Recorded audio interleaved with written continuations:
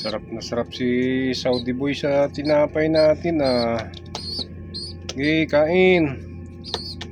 Dami pa yan oh. Pasalubong ko yan sa inyo, dami tinapay. Pero may mga patukayan sila mga kalapatid. Itong tinapay nito ay merinda lang nila. Pero alam nyo ba yan tinapay na yan? Pampataba yan sa kalapati.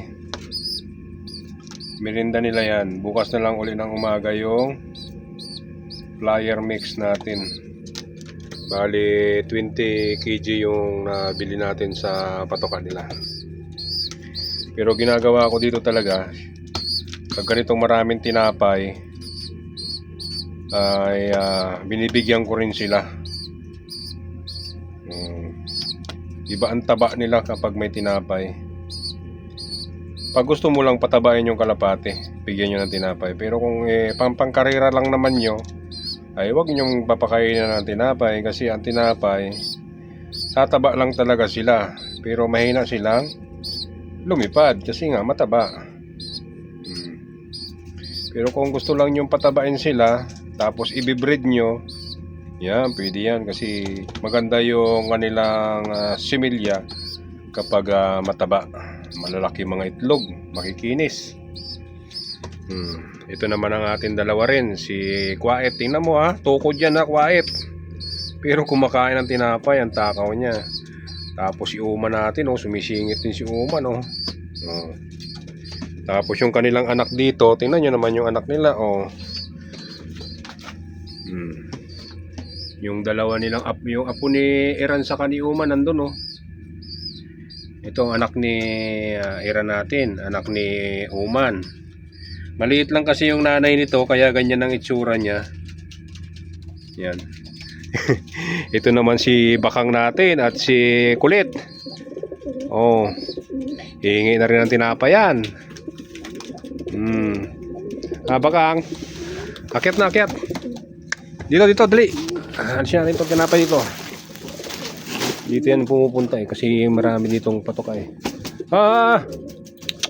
Kulit! Ay, nahabol kasi ni Kulit eh.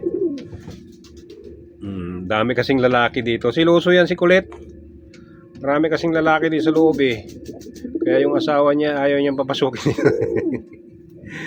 So, kagagwapo ba naman ng mga lalaki dito sa loob? Tapos siya ay bansot. Lalo na itong ating si Uma na ito. Naku, daming napapaibig dito. Talaga naman. Oh. Diba? Ang ganda. Oh. Ito naman natin si Saudi Boy. Batang bata. Ano?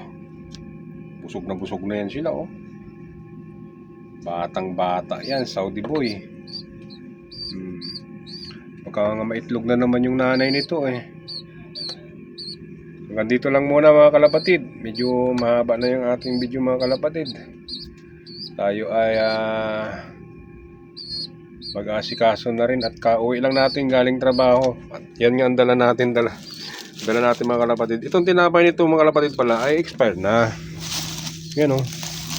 Napakita ko muna sa inyo. Baka manghinayang kayo. Ayan o. Expired na yan. 24 na ngayon eh. 24 na ngayon. February 24 na ngayon. 2026. Kaya expired na yan. Kaya huwag kayong manghinayang dyan.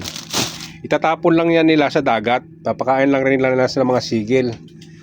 Eh marami pa nga doon kanina. Kung papakita ko sa inyo sa ibang mga video ko yung sa reels ko pala. Makikita nyo doon yung expired na tinapay na itatapon lang. Kumuha lang ako nyan. Kasi pag matagal na rin yan, iba na rin yung parang mabuhaghag na siya. Hindi na maganda yung pagka-tinapay niya. Bughag na. Ayun lang mga kalapatid. Thank you for watching. Bye bye.